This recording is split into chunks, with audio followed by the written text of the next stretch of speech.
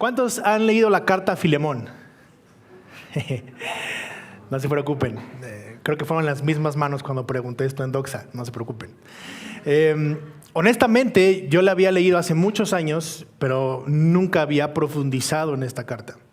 Y la verdad es que hoy puedo decir que entre este y Ruth, este es uno de mis libros favoritos de la Biblia. Hay tanta profundidad y definitivamente fui sumamente confrontado cuando yo preparé este sermón, porque jamás me imaginé que esta carta tuviera este contenido que vamos a ver el día de hoy. Entonces, vamos a poner mucha atención y vamos a darle lectura. Ahora, te platico un poquito de la carta. ¿Cuántos saben cuál es uno de los clichés que más se usan en estas temporadas, en esta época del año? Que la Navidad es época ¿de qué? De paz, de amor y por ahí dijeron perdón, de perdón, ¿verdad? Y es un cliché muy famoso que ha ido muchos años, no sé tú, pero yo soy modelo 86, entonces desde niño pues siempre he escuchado eso, ¿no? Es época de amor, es época de paz, es época de perdón. El problema es que, ya sacaste cuentas, tengo 36 años. El problema de esto es que siempre vemos como que es Navidad y entonces es época de perdonar. Y nos olvidamos de esa parte durante todo el año.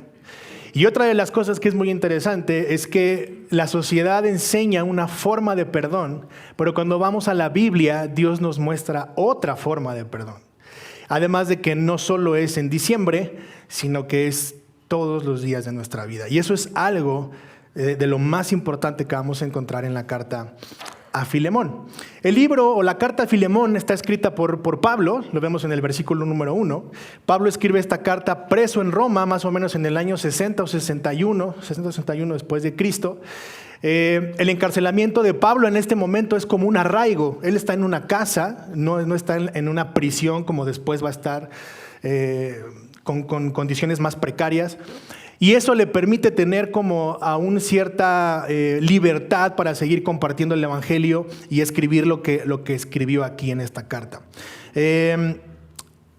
Antes de escribir la carta a Filemón, Pablo escribe la carta a los colosenses, entonces van muy de la mano.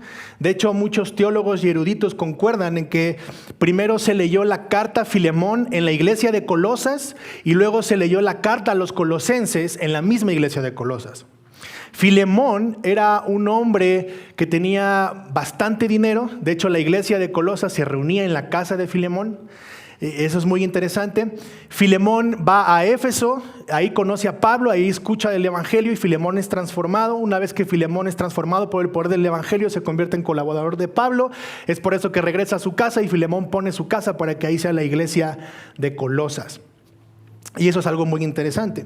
Otro personaje que vamos a encontrar dentro de la carta es el famosísimo Onésimo, ¿verdad? Onésimo, a diferencia de Filemón, Onésimo está en Roma. Pablo va a Roma, predica el Evangelio. Onésimo es transformado por el poder del Evangelio y es aquí donde vamos a descubrir el contenido de la carta. Entonces tenemos a Pablo, tenemos a Filemón y tenemos a Onésimo. Muy bien. El título del sermón es Viviendo el perdón. Viviendo el perdón. El título del sermón es Viviendo el perdón. Y mi mensaje para esta mañana, el argumento o lo que me gustaría que se quedara en tu mente, si es que todo lo que yo te digo el día de hoy se te olvida, es el siguiente. Y creo que va a aparecer en la pantalla.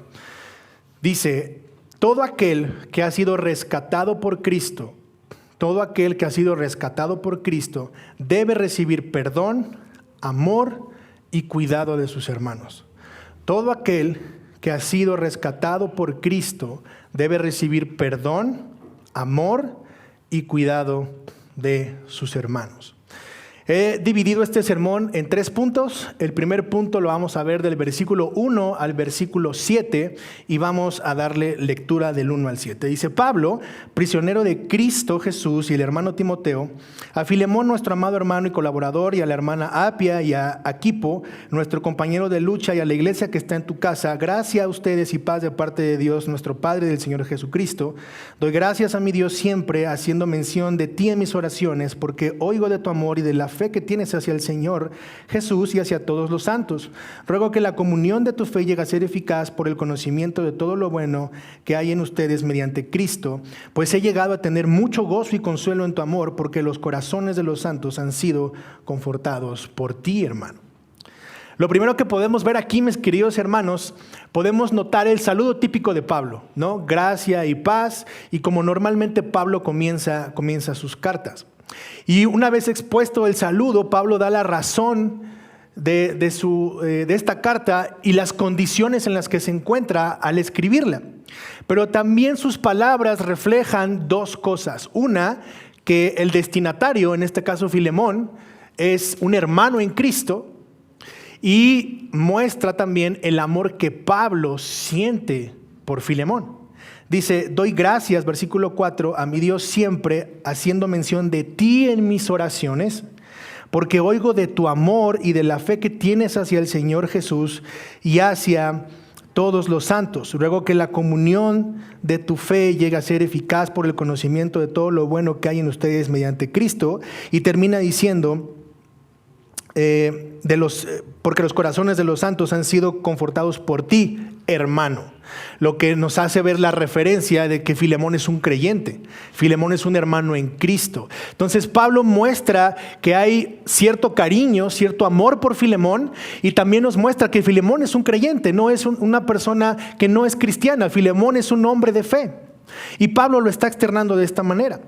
Ahora, el versículo 3 siempre termina con el sello con el que podemos ver que es Pablo, ¿no? Versículo 3 dice, gracia a ustedes y paz de parte de nuestro Señor Jesucristo. Bueno, eso lo vamos a encontrar en todas las cartas de Pablo. Vamos a ver siempre este sello característico de gracia y paz.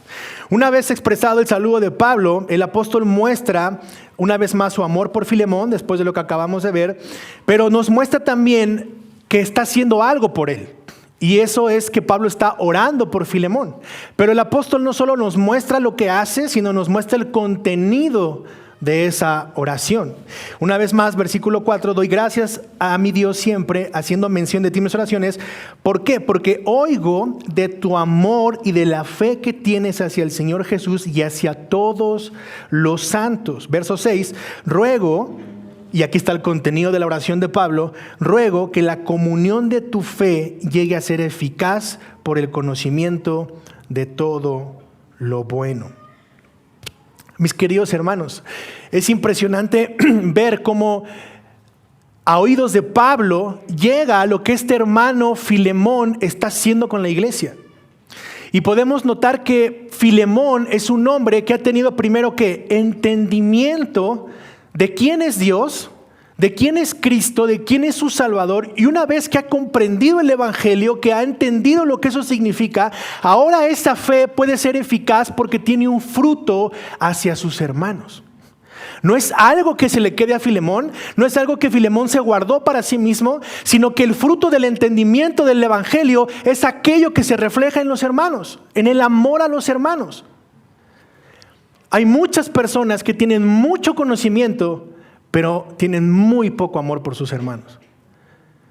El Facebook está lleno de teólogos que se esconden detrás de un teléfono y que son muy buenos para criticar, muy buenos para estar diciendo que está bien y que está mal, que es pecado y que no es pecado. Pero a la hora de ver sus vidas y ver que esa fe sea verdaderamente eficaz en Cristo Jesús, eso deja mucho que desear. Y yo soy el primero de ellos.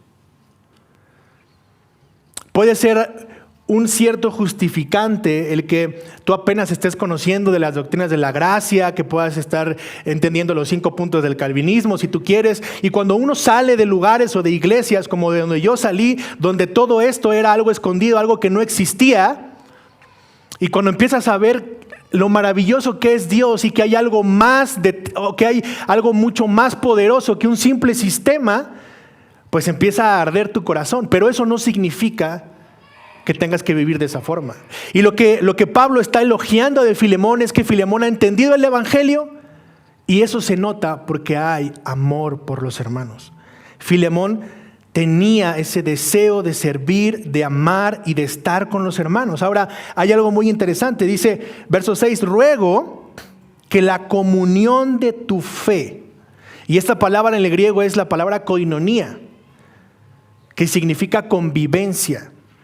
Es decir, tu fe es eficaz porque tú, Filemón, provocas que haya una koinonía, que haya una reunión, que haya una comunión, que haya un tiempo de convivencia entre tú y tus hermanos. ¿Cuántos de aquí provocan esa comunión en su iglesia todo el tiempo? No solo los domingos, todo el tiempo. Porque una de las cosas más importantes de la iglesia es que los miembros de la iglesia, cuando termina la reunión, puedan tener un tiempo de koinonía, puedan tener un tiempo de comunión. Y no termina solo en domingo, sino que de lunes a domingo ustedes debieran tener comunión unos con otros todo el tiempo. No es algo que solo se hace los domingos, es algo que se vive. Porque la comunidad se reúne como el día de hoy, el domingo, con la reunión corporativa para que juntos podamos adorar a Dios, podamos exaltar a Dios, podamos adorarlo por lo que es, por lo que hace. Eso es muy bueno, es algo bíblico, eso es un mandamiento de hecho que tenemos que hacer como iglesia. Pero cuando eso termina y cuando nosotros salimos a nuestros círculos de influencia, eso significa que no solo nos separamos, sino que tenemos que seguir unidos en koinonía, porque eso sigue siendo un reflejo del evangelio. No podemos separarnos, debemos estar juntos, debemos vivir juntos. Y lo que Filemón está haciendo es que está provocando que esa fe sea eficaz porque vive en koinonía, porque provoca la koinonía, porque está dispuesto a tener esa comunión con sus hermanos todo el tiempo. Debiera haber una asociación mutua en lo que hacemos fuera de este local. No solo los domingos, porque ese es el producto de pertenecer unos a otros en la fe. Entonces, el apóstol le da a notar a Filemón que por medio de sus acciones, él está mandando un mensaje a los demás hermanos, un mensaje tan contundente, que provoca y que puedan entender que la fe se hace eficaz cuando se vive el evangelio en comunidad. Si no hay evangelio, no hay comunidad. El evangelio da como resultado vivir en comunidad. Por eso es que esta iglesia y las iglesias centradas en la sana doctrina están centradas en el evangelio, porque si no hay evangelio, no hay absolutamente nada de qué hablar.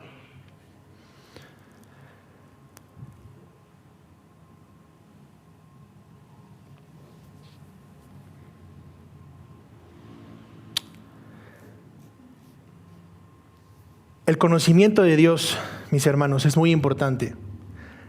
Pero si ese conocimiento no nos lleva a la práctica, de nada sirve lo que estamos aprendiendo. Ahora, el verso 7 dice: pues he llegado a tener mucho gozo y consuelo en tu amor, porque los corazones de los santos han sido confortados por ti, hermano. Filemón tenía un don especial. Filemón tenía un regalo de Dios especial, y eso, aparte de provocar la koinonía y de que su fe fuera eficaz, Filemón era un consolador de corazones, hermano. ¿Puedes notar eso conmigo en el verso 7? Filemón era un consolador de corazones, era un hombre que se dolía y que su corazón ardía por amor a los otros. Era un consolador de corazones, era un cuate que estaba buscando ver quién tenía necesidad de consuelo, y era un hombre que estaba ahí todo el tiempo. Y uno puede decir, bueno, es que eso es solamente como un corazón pastoral, ¿no? O sea, eso nada más es para los pastores. De hecho, si tú vas a la lista de Timoteo, cuando habla de aquel que desea ser pastor o de ser obispo, esas calificaciones que aparecen ahí no solo son para pastores. Eso es para los creyentes, porque un creyente debería de tener todas esas cualidades. Porque eso vuelve a ser una vez más reflejo de que has sido transformado por el poder del Espíritu Santo en tu corazón. Entonces, Filemón era un consolador de corazones. Era un tipo que la gente lo veía y era como de, no, pues es que, o sea, Filemón. Mi pregunta es, ¿quién de aquí es un consolador de corazones? ¿Quién de la iglesia vertical puede levantar la mano y decir, no, pues él es un consolador de corazones? Él siempre está buscando, Él siempre nos está amando, Él siempre está haciendo que estemos unidos, Él siempre nos confronta en amor. Siempre está buscando consolar, siempre está buscando amar, siempre está buscando unir, siempre está buscando el bien de los demás, siempre nos está mostrando la Biblia, siempre está orando por nosotros, siempre busca que el culto tenga lo necesario, siempre está haciendo algo por la comunidad. Filemón era un consolador de corazones.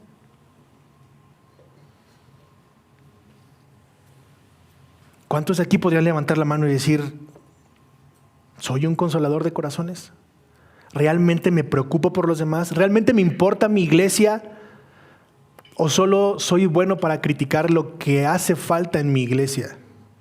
¿O solo soy bueno para juzgar lo que no hay en mi iglesia y lo que las demás iglesias sí tienen? Y lo que aquí me gustaría tener, pero que aquí no se hace.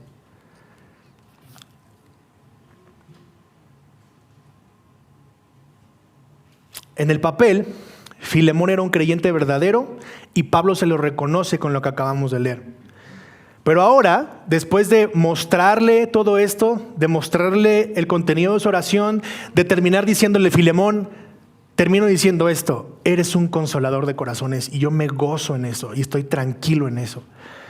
Pero una vez dicho esto, ahora viene la petición de Pablo. ¿Qué es lo que Pablo le va a pedir a Filemón? Y eso me lleva a mi segundo punto. Y lo vamos a ver del versículo 8 al versículo 20. Y mi punto 2 se llama la petición de Pablo. Versículos del 8 al 20. Dice, por lo cual, aunque tengo mucha libertad en Cristo para mandarte a hacer lo que conviene, no obstante, por causa del amor que te tengo, te hago un ruego, siendo como soy Pablo, anciano y ahora también prisionero de Cristo Jesús, te ruego por mi hijo Onésimo, a quien he engendrado en mis prisiones.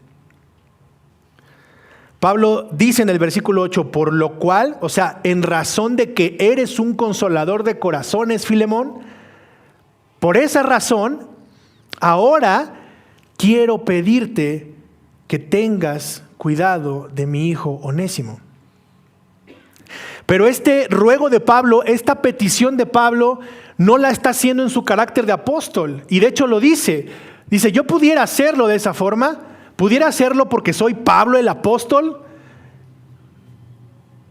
Y eso tendría que ser suficiente como para que tú obedecieras, Filemón. Pero ese no es el punto. Lo que Pablo está haciendo es que él quiere que Filemón pueda reaccionar en amor como ese consolador de corazones que es, para que ahora pueda ver por la vida de Onésimo, que también empezamos a ver que es alguien relevante para Pablo.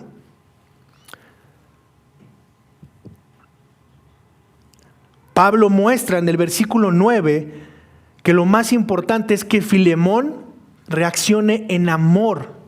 Es el amor lo que mueve a Pablo para hacerle este ruego. No es simplemente su carácter de apóstol, de imponerse y decir, por esto lo vas a hacer porque soy Pablo y lo obedeces, lo acatas. No, Pablo lo quiere hacer en amor para que en ese mismo amor Filemón responda a la petición de Pablo.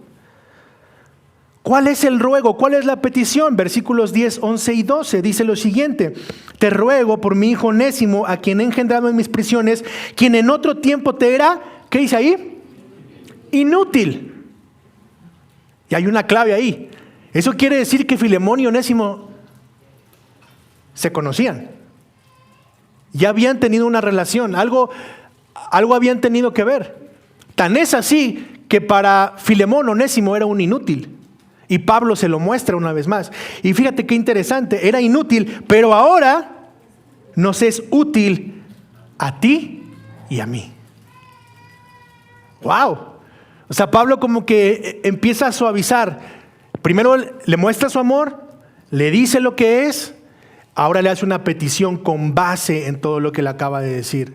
Y entonces le dice, este Onésimo para ti era un inútil, pero para mí ahora es útil y también lo va a ser para ti. Te ruego por él. Lo he engendrado en mis prisiones. Esto quiere decir que Onésimo ha estado siendo discipulado por Pablo cuando Pablo ha estado siendo prisionero. Es decir, Onésimo lleva ya un tiempo caminando con Pablo. Podemos decir entonces que Onésimo ya es un creyente. Versículo 12. Y te lo he vuelto a enviar en persona, es decir, como si fuera mi propio corazón. Wow. O sea, no le dijo, hey, Filemón, ahí te va Onésimo. Oye, pero es que Pablo, no te pregunté, Filemón, ahí te va Onésimo, cuídalo, dale de comer, sírvelo y ahí te va para que te apoye. Como que, oye, pastor, fíjate que van a ir por ahí unos misioneros y, sí, pues mándamelo. Se llaman tal y ya llegan, los saludas y ustedes, ¿qué onda, no? Pablo pudo haber hecho lo mismo, pero Pablo no hace eso. Pablo le dice, lo he estado engendrando en mis prisiones, lo he estado discipulando. Pero ve cómo termina el verso 12, como si fuera mi propio corazón. O sea, le está diciendo a Filemón, Onésimo no es cualquier persona. Así como te amo a ti, también amo a Onésimo. Y es mi propio corazón.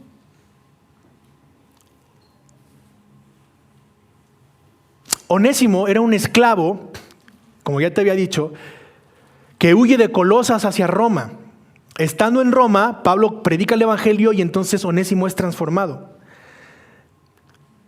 Se convierte Onésimo, pero la pregunta es, ¿por qué Onésimo huye de Colosas?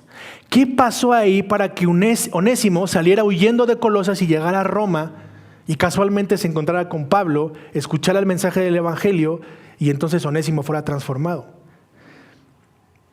Mira cómo dice el versículo 13 al 20. Dice, hubiera querido retenerlo conmigo, ve qué importante sigue siendo Onésimo, para que me sirviera en lugar tuyo en mis prisiones por el evangelio. Pero no quise hacer nada sin tu consentimiento. ¿Para qué? Para que tu bondad no fuera como por obligación, sino por tu propia voluntad. Wow. Porque quizá por esto se apartó de ti por algún tiempo, para que volvieras a recibir para siempre, ya no como esclavo, sino como más que un esclavo, como un hermano amado, especialmente para mí, pero cuando más para ti, tanto en la carne como en el Señor. Onésimo era un esclavo que trabajaba en la casa de Filemón. Y en ese momento, cuando Onésimo trabajaba en la casa de Filemón, la Biblia no nos enseña, no nos muestra qué fue lo que pasó, qué fue lo que Onésimo hizo o le hizo a Filemón. Pero podemos pensar que tal vez lo robó, tal vez se llevó algo que no era suyo, tal vez se metió con su esposa, tal vez se metió con sus hijos, tal vez le dañó la casa, tal vez era un mal inquilino, le prendió fuego, le tronó una puerta, le rompió, no sé lo que se te ocurra, pero algo hizo Onésimo.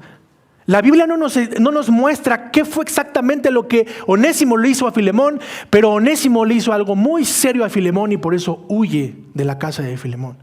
Y entonces Filemón se molesta y lo considera inútil. ¿Sabes qué significa Filemón? ¿Sabes qué significa Onésimo? Útil. El significado de Onésimo es útil.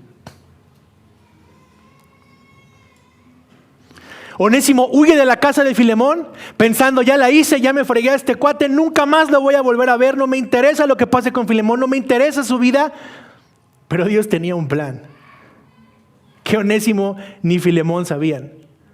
Y resulta que tiempo después Onésimo va a terminar regresando a la casa de Filemón, a la casa del tipo que era su jefe, en donde vivía, al que le hizo un mal, al que le hizo un daño, al que ofendió. Y Onésimo jamás se imaginó que iba a regresar. Tampoco se imaginó que la gracia lo alcanzaría un día, que iba a escuchar el evangelio y que iba a ser transformado por el poder del evangelio y que un día iba a tener que regresar a la casa de Filemón a rendir cuentas. Ahora Onésimo ha nacido de nuevo y le sirve al Señor por causa del evangelio. Onésimo ya no es un siervo inútil, Onésimo ahora es un siervo útil. Pablo fue testigo de la conversión de Onésimo. Pablo sabía lo que era Onésimo. Pablo sabía que Onésimo venía huyendo de Colosas. Pablo sabía que venía huyendo de la casa de Filemón. Pablo conocía a Filemón. Pablo conocía a Onésimo. Sabía que tenían un problema. Y lo que el apóstol está haciendo aquí es, necesitan juntarse y hacer las paces. ¿Por qué? Porque si los dos tienen un conocimiento del evangelio, si los dos han entendido que han sido salvados por la sangre de Cristo, eso los hace hermanos y ahora su fe tiene que ser eficaz porque tienen que perdonarse. Eso es lo que pasa por la mente de Pablo. Eso es lo que Pablo está haciendo. Pablo pudo haber dicho, ustedes dos se me sientan ahí y no salen de aquí hasta que se arreglen. Pablo no está haciendo eso. Pablo les está mostrando el evangelio, está diciendo por la causa de Cristo, Si ustedes son cristianos, entonces debieran de solucionar sus problemas. Pastor, es que Federico me hizo tal cosa. Pregunta, ¿ya fuiste a hablar con Federico? No, es que primero yo me someto a la autoridad. No vengas conmigo hasta que hayas hablado primero con Federico. No, pero es que pastor se va a poner, yo no sé. Oren, habla con él, saca lo que traes y resuelvan el problema. Cuando lo hayas resuelto, cuando hayas hablado con él, entonces te acercas conmigo. No, pero es que usted debería. ¿Y a poco no hacemos eso? Omar, es que Israel me hizo. Siempre es Israel. Pero nunca nadie va y habla primero con la persona. Somos muy buenos para citar la Biblia. Dice, confróntense, anímense. Sí, amén, aleluya, gloria a Dios. Pero cuando se trata de hacerlo, nadie lo hace. Y estamos acostumbrados a que como creyentes escuchamos la palabra confrontación y es, nos está echando a pelear el pastor. La confrontación no se trata solamente de hacerte, de molestarte con tus pecados, sino en amor. La Biblia es muy clara, dice en amor, decirte y mostrarte lo que me está afectando, lo que hiciste que me dolió. Y entonces con la Biblia llevarte el arrepentimiento y a pedirnos perdón mutuo para que podamos seguir viviendo y teniendo comunión los unos con los otros, para que la coinonía siga siendo eficaz en esta comunidad. Pero a veces nuestra inmadurez como creyentes, y me incluyo, nos hace decir, mejor ya no le hablo. Mejor yo buenos días, buenas tardes, hermano, hermana, y ahí nos vemos. Oye, ¿qué pasó? ¿No que eran súper amigos? No, pues es que Dios lo va a llevar por otros caminos.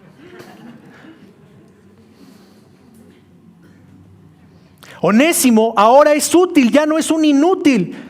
Deben confrontarse, deben responder como cristianos. Esto debe de arreglarse porque tanto tú como yo, como Onésimo, ahora Filemón y Onésimo también son salvos. Los dos son salvos. Versículo 14 dice, pero no quise hacer nada sin tu consentimiento para que tu bondad no fuera como por obligación, sino por tu propia voluntad. El pedir perdón es algo que debe de salir de ti y de mí porque se supone que tú y yo somos creyentes. Es que ya se lo entregué a Dios. Esa es típica, me encanta. ¿Ya lo perdonaste? Sí, ya se lo entregué al Señor. Facilísimo, ¿no? No, ya fuiste con la persona y le pediste perdón. Oye, pero es que él me hizo primero. Es que ella me dañó. Es que él me ofendió. Es que no me saludó. Ya fuiste y le dijiste, es que no me saludaste y eso me hizo sentir mal. No lo dicen. Es muy fácil decir, ya se lo entregué a Dios. Eso no sirve. En el buen sentido, no vayan a decir, ay, no, el pastor dijo que no se vale. O sea, sí, por supuesto, tenemos que confesar nuestro pecado delante de Dios, pero no solo es eso, tengo que ir con la persona. Ahora, el texto está hablando de perdón entre creyentes. No dejemos de lado la prudencia. Es que me asaltaron. Ahí voy a buscar al delincuente para pedirle que me perdone. No vamos a hacer eso. El texto está hablando de hermanos, de creyentes, de hombres que han sido salvados por Cristo. Y eso es lo que está haciendo Pablo. Le está diciendo una vez más, no quise hacer nada sin tu consentimiento para que tu bondad no fuera como por obligación, sino por tu propia voluntad. Filemón, de ti debe de salir el perdón.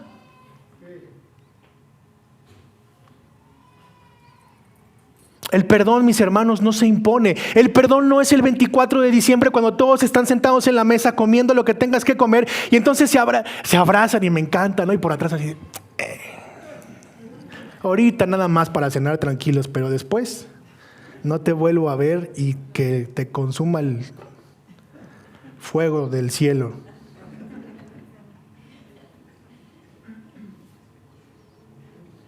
Es algo que debe de salir de tu corazón.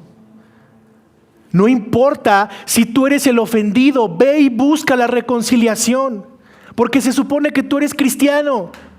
Es que él me hizo, no importa, ve y busca la reconciliación, ve y busca a tu hermano, ve y busca a tu hermana, reconcíliate, vive el perdón, muestra el perdón. Que venga ella, yo no hice nada y todavía de que me dice de cosas se enoja.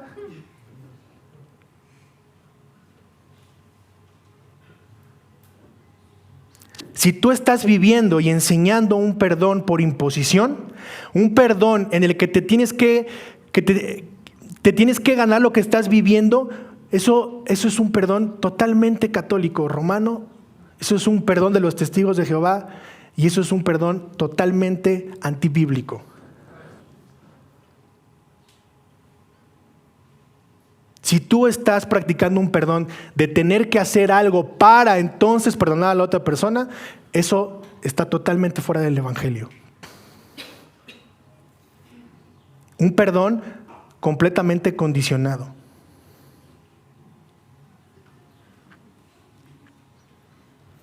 Ahora,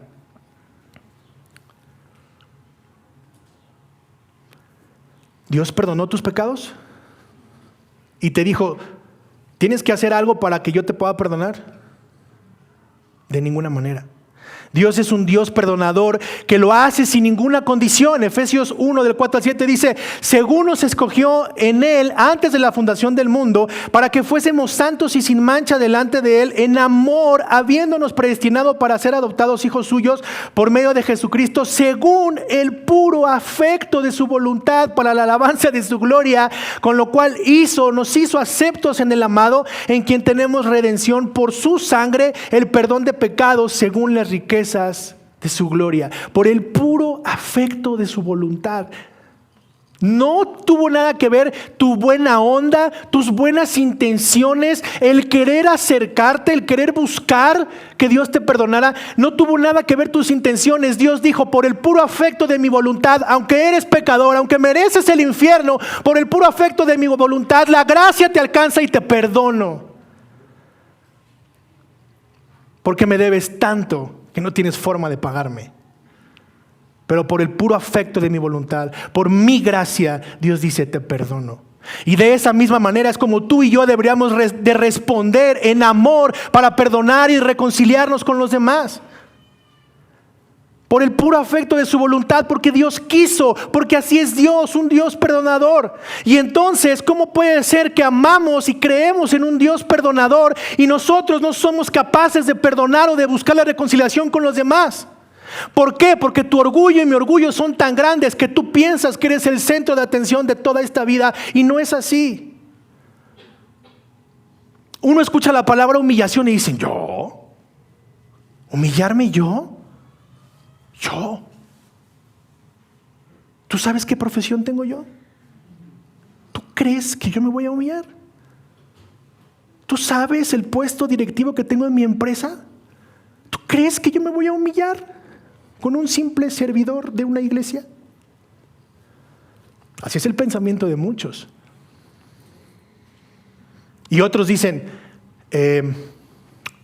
para evitar un conflicto, mejor oro por la persona y que Dios transforme su vida. Esos son más espirituales. Pero déjame decirte que eso es orgullo también. No estás siendo muy espiritual, estás siendo igual de orgulloso que el otro. Pablo en el versículo 14 una vez más le dice que sea por tu bondad, no por obligación. Versículo 15 y 16, porque quizá por esto se apartó de ti por algún tiempo, para que lo volvieras a recibir para siempre. Versículo 16, ya no como esclavo, sino como más que un esclavo, como ahora, como un hermano amado en la fe, Filemón. Ya Onésimo ya no es un esclavo, ahora es hermano tuyo, también es cristiano, tienen el mismo padre, Filemón. ¿Te das cuenta de eso? Y este lenguaje es igual que el de Génesis 50, capítulo 20, con José y con sus hermanos. ¿Recuerdas? Una vez que se los encuentra, les dice, el mal que ustedes quisieron hacerme, Dios lo transformó en bien. Y no es que hubo un mal y Dios lo cambió, no, es que en la soberanía de Dios todo eso fue orquestado por Dios para que resultara de la misma forma. Y eso es lo mismo que está sucediendo aquí. Dios permitió que Onésimo hiciera lo que tenía que hacer para que fuera huyendo de ahí, pudo conocer el evangelio, pudo ser transformado. Mientras tanto, Filemón también fue transformado y ahora Dios los va a unir. ¿Para qué? Para su propia gloria, porque los va a usar para que su evangelio se siga extendiendo. Pero antes, tiene que arreglar algo que hay en el corazón de ambos.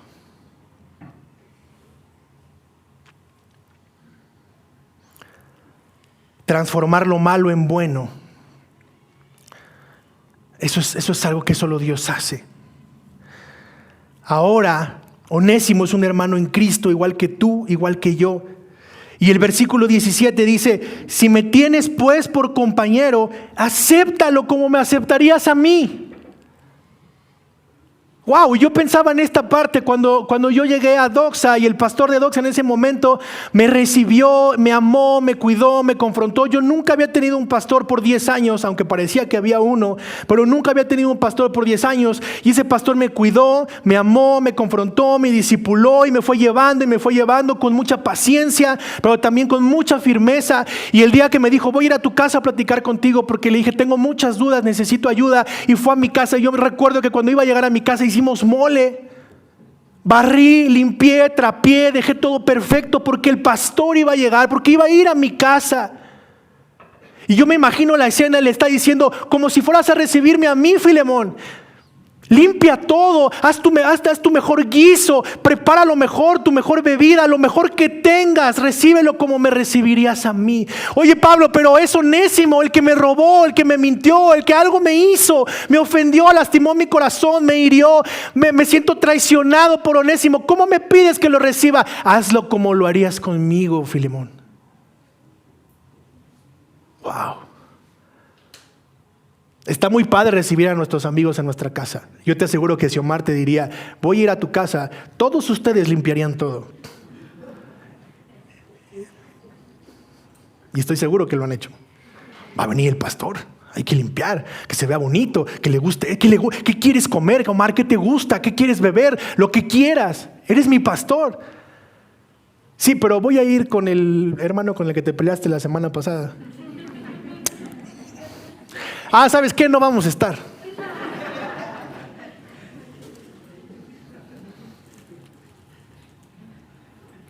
Aquí vemos que Onésimo tal vez robó, tal vez le hizo algo muy fuerte a Filemón, pero es impresionante como Pablo le dice: no me importa, hazlo como si me recibieras a mí.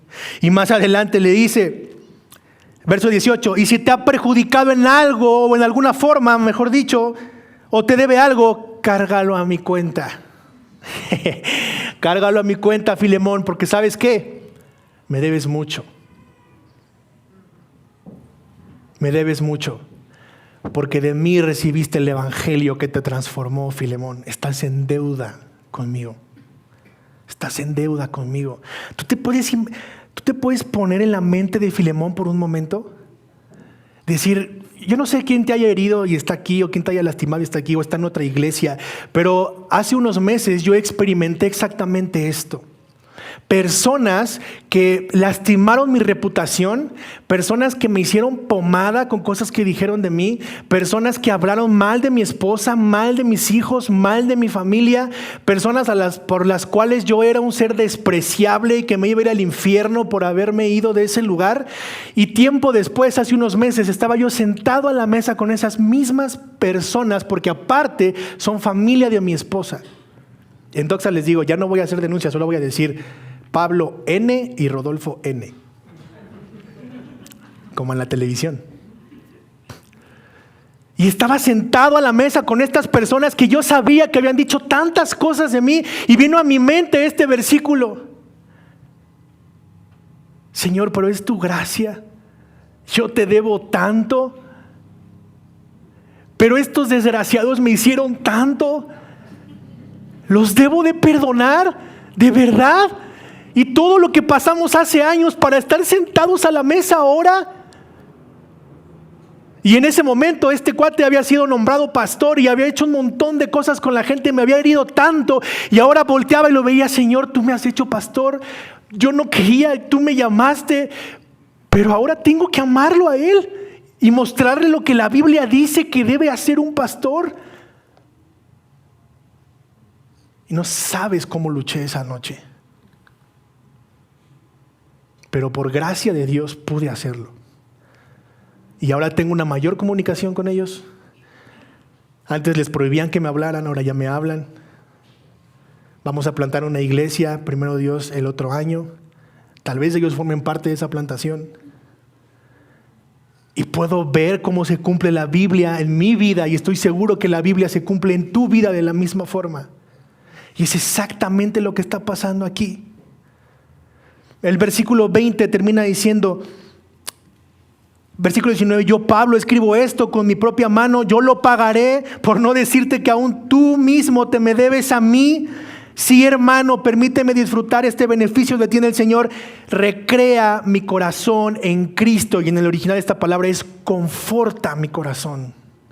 Filemón, conforta mi corazón amando y recibiendo a Onésimo como si me estuvieras recibiendo a mí. Lo que me lleva a mi último punto.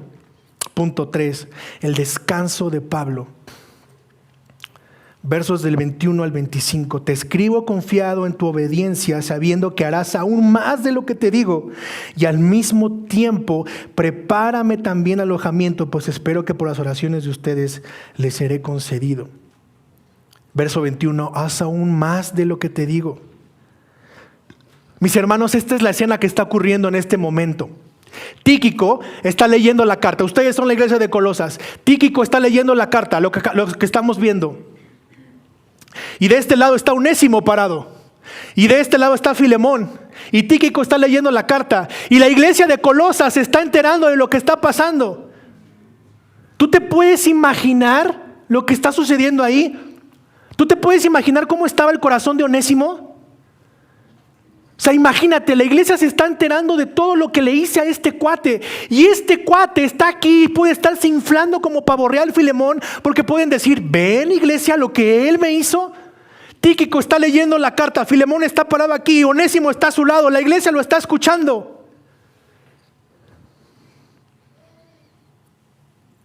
Onésimo tal vez está sintiendo una gran vergüenza en ese momento. No sabe dónde meter la cabeza, le da pena, porque como ahora es creyente, dice: ¿por qué hice todo eso? La gente me está viendo, que me van a linchar, me van a correr de este lugar. Pero Pablo le pide a Filemón: confórtalo. Versículo 7, vamos a leerlo nuevamente. Dice: pues he llegado a tener mucho gozo y consuelo en tu amor, porque los corazones de los santos han sido confortados por ti, hermano. Filemón, tú eres un consolador de corazones. Conforta el corazón de Onésimo. La gente está escuchando lo que hizo. Se siente avergonzado. Filemón, tú que eres un consolador de corazones, conforta el corazón de Onésimo, porque lo necesita. Fíjate cómo dice, versículo 7, una vez más. Eres un consolador de corazones. Versículo 12. Versículo 12 dice: y te he vuelto a enviar en persona, es decir, como si fuera mi propio corazón. Versículo 20 le dice: sí, hermano, permíteme disfrutar este beneficio de ti, el Señor recrea mi corazón. Le está diciendo: Filemón, eres un consolador de corazones. Filemón, Onésimo es mi corazón. Filemón, conforta mi corazón. ¿Te das cuenta? Filemón, eres un consolador de corazones. Filemón, Onésimo es mi corazón. Filemón, conforta mi corazón. Onésimo es mi corazón. Filemón ama a Onésimo. Filemón, él está sintiendo pena. Ahí, Filemón, tienes que abrazar a Onésimo y decirle a la gente: hey, ya no lo vean, no se preocupen, yo cubro su culpa, ya lo perdoné, no lo juzguen, no hablen de Onésimo, es un hermano en Cristo, yo lo amo y ustedes también deben de amarlo. Filemón, abrázalo, cúbrelo, no dejes que hablen mal de él, no dejes que lo critiquen, no dejes que lo juzguen, ámalo, conforta mi corazón, Filemón. ¿Te das cuenta? ¿Te das cuenta de la escena, de lo que está pasando ahí, de cómo está el corazón de ese hombre totalmente avergonzado por su pecado? Y Filemón tiene que confortarlo porque Pablo lo dice: tú eres un consolador de corazones. Él es mi corazón, conforta mi corazón. ¿Cuántos están dispuestos a hacer eso por su hermano? Ya no hables más mal de él, ya no digas cosas de él, ya no lo juzgues más. Él es mi hermano, ha sido transformado, yo lo amo, yo lo perdono. Ya. Vamos a confortarlo, vamos a amarlo. Tapa su vergüenza, perdónalo. Iglesia, eso es lo mismo que Cristo hizo por ti y por mí. Tapó tu vergüenza. La cubrió con su amor, la cubrió con su gracia.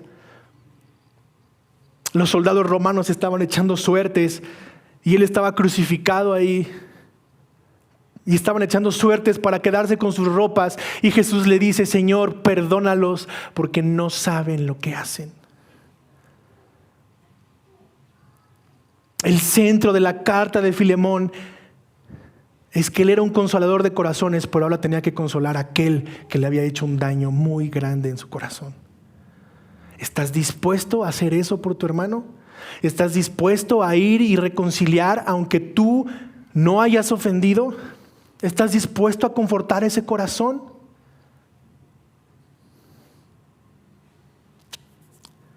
Mis hermanos, todos somos Onésimo. Todos fallamos. Todos le robamos a alguien, todos le mentimos a alguien, todos estafamos un día a alguien, todos hablamos mal de alguien y éramos inútiles, pero la gracia nos alcanzó, el amor de Dios nos alcanzó, su perdón te alcanzó, te transformó el poder del evangelio y ahora eres útil para su gloria y te perdonó sin que tú tuvieras nada que hacer. La gracia y el perdón nos alcanzaron. Salmo 103:8 dice: compasivo y clemente es el Señor, lento para la ira y grande en misericordia. Lento para la ira y grande en misericordia. Mis hermanos, este es un momento para arrepentirnos.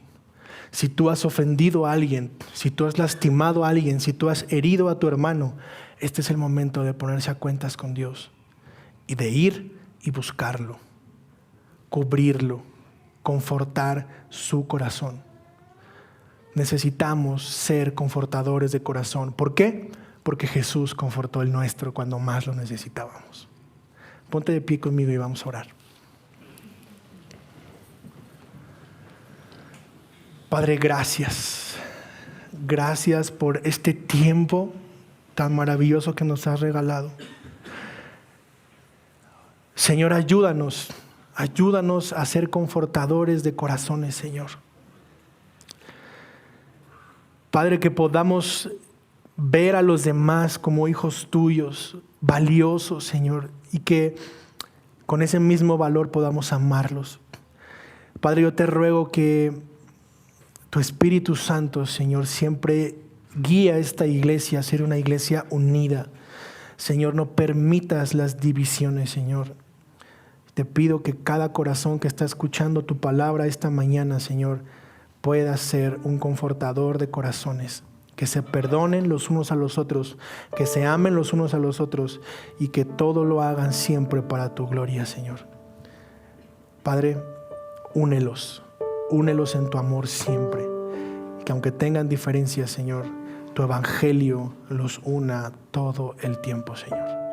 Te doy gracias por sus vidas, gracias por la vida del pastor Omar y gracias por este tiempo, Señor. En el nombre de Jesús. Amén.